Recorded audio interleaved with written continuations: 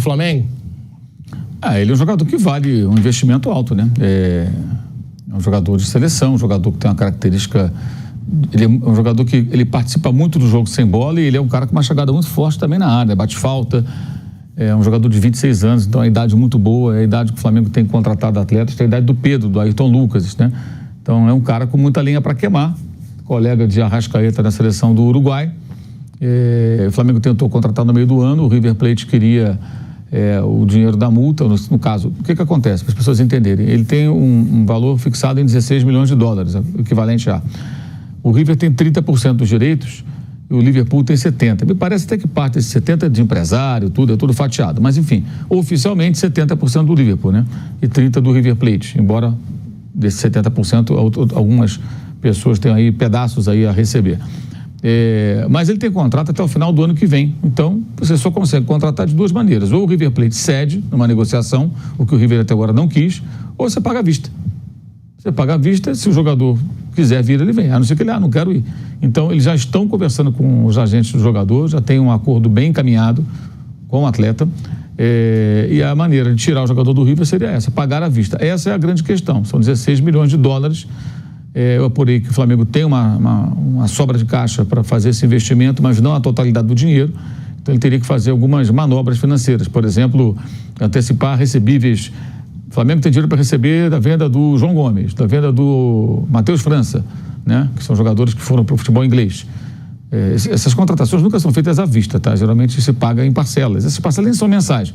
Geralmente a cada 6 meses, algo assim. Você paga uma parcela agora, outra depois. Às vezes fica 3, 4 anos pagando o jogador. Então, como o Flamengo tem dinheiro a receber, ele pode fazer uma operação no mercado. Você tem as promissórias, digamos assim, você recebe antecipadamente, dá um desconto para aquele que te adianta a grana, você faz aquela grana toda e pumba, entrega.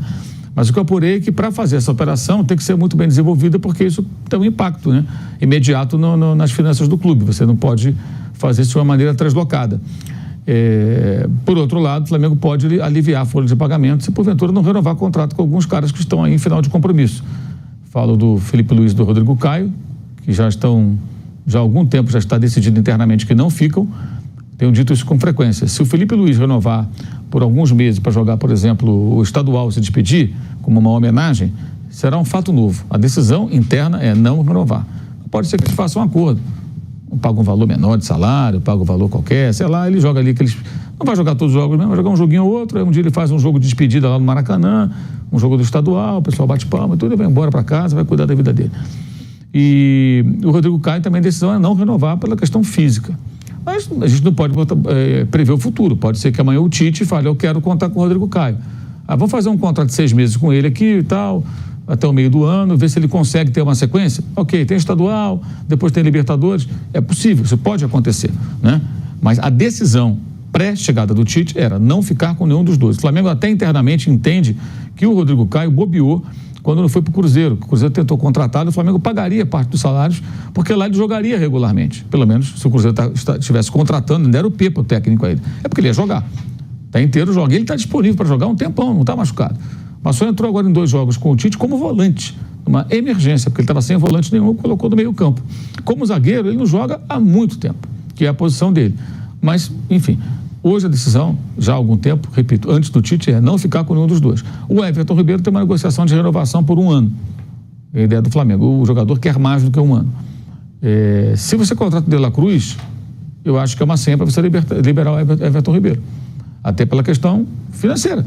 Você vai manter... O Everton Ribeiro já é reserva. Se chega o De La Cruz, vai ser mais reserva ainda. Porque ele disputa a posição.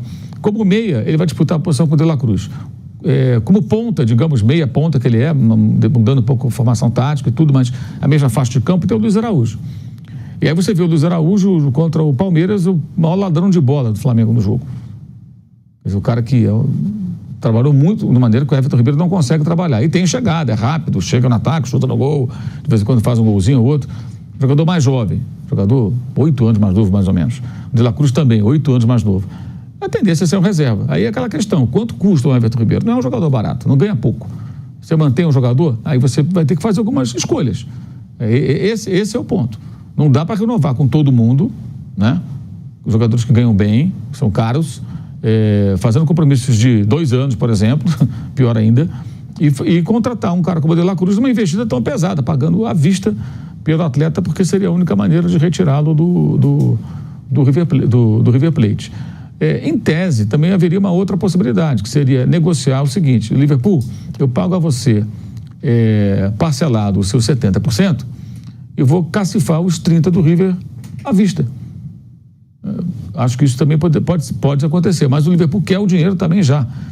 Para quem não conhece o Liverpool de Montevideo, é um clube muito pequeno. E está liderando o campeonato lá no Uruguai, foi para a Libertadores, enfrentou o Corinthians, inclusive, jogando no Estádio Centenário. Mas é um estádio super moderno. Semana passada eu vi um pedaço do jogo deles lá. Eu vejo jogos malucos também, Vampeta. Liverpool contra Cerro Largo, Campeonato Uruguaio. Eu vi um pedaço do jogo. Chovia por lá, em Montevideo. E aqui um calor do cão, né? Estava chovendo.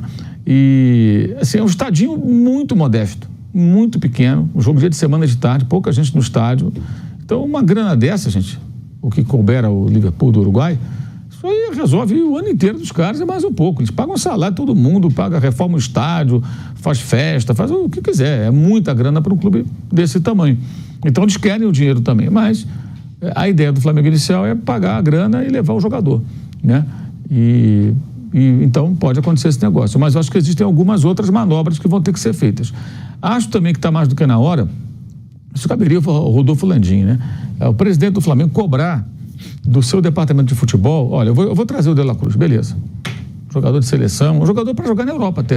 Eu não sei nem como é que ele não foi embora para o futebol europeu. É um cara que tem bola para jogar em times europeus. Talvez não jogue de primeira linha, mas em times médios e tal, ele tem condição de jogar. Um cara de seleção, um cara de Copa do Mundo, pô. Até é estranho que ele não tenha saído.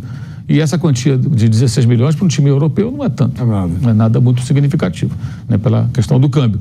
Mas acho que também está na hora de uma cobrança em cima do departamento de futebol para que comece a contratar. É legal contratar, se tem dinheiro, tem que contratar jogador caro, né? Vai fazer o que com o dinheiro? Vai colocar na caderneta de poupança? Não, você vai contratar jogador caro. O Flamengo tem grana para contratar. Mas você tem que equilibrar isso também com alguns investimentos de jogadores jovens, jogadores promissores. Uns vão dar certo, outros não vão dar certo. E jogadores de composição de elenco. Então, por exemplo, lateral do Flamengo é Ailton Lucas. É um jogador que já foi convocado, é um bom jogador. A temporada dele não foi boa. Muito em função também do Sampaoli, que utilizava de uma maneira equivocada, na minha opinião. Prendia muito o jogador com possibilidade de chegada no ataque, um jogador muito agressivo, né? E acho que o Sampaoli utilizou ele mal, tanto que com o Vitor Pereira ele jogava bem, Cebolinha jogava bem. Com o Sampaoli não, porque ele mudou a forma de jogar da equipe e prendeu esse jogador para liberar o Wesley pelo outro lado. Então ele foi muito sacrificado também esse ano. Mas ele é um jogador bom. O Cebolinha agora, todo mundo está falando, tá jogando bem, pode ser um jogador que tem condição, gente. Uma fase ruim não significa que você tem que rifar o cara, você tem que recuperar o cara. Jogador novo, né, mano? Novo, jogador de 20 e poucos anos. E o Tite está tentando recuperar esses caras.